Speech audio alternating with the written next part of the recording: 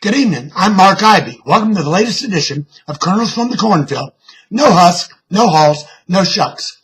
News with a dash of commentary to spice up your daily fare for Thursday, April 17, 2014. We have a deal. At least that is what U.S. Secretary of State John Kerry wants us to believe.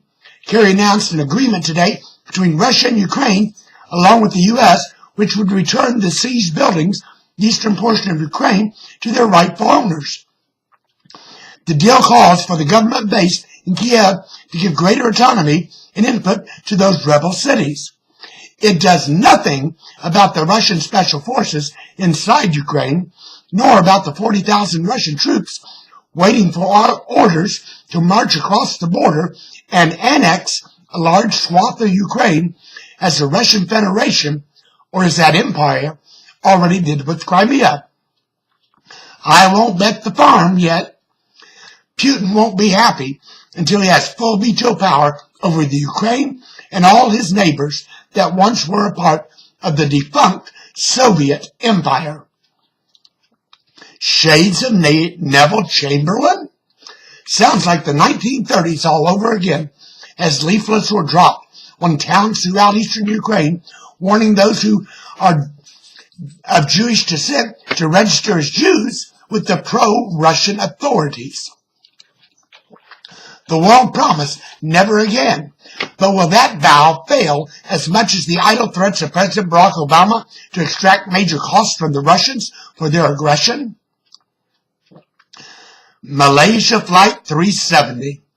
Could it be that the search for the missing Malaysian Flight 370 be happening in the wrong place? Word out of both Malaysia and Australia indicates that searchers are beginning to reassess where the plane may have gone down. The automated Bluefin 21 submersible has returned home empty-handed for 3 days in a row. Tragedy on the high seas.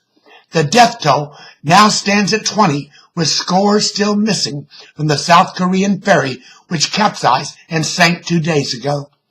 Somehow, the captain of the ferry made it off the ship unscathed, not living up to the time-honored tradition of going down with the ship. His passengers were not so lucky.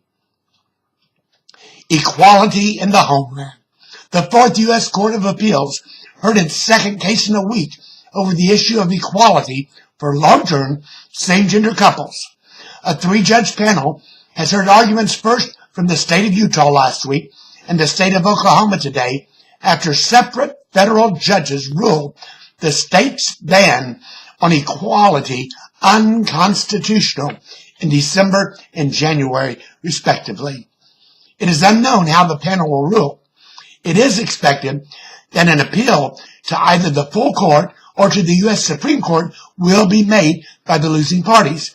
Many expect the panel to affirm the lower court's findings. The ACA numbers. President Barack Obama took the White House press room today to quote that 8 million people have signed up through the federal healthcare.gov marketplace exchange or the state-run exchanges. The president declared the conversation over. In essence, he was telling critics to get over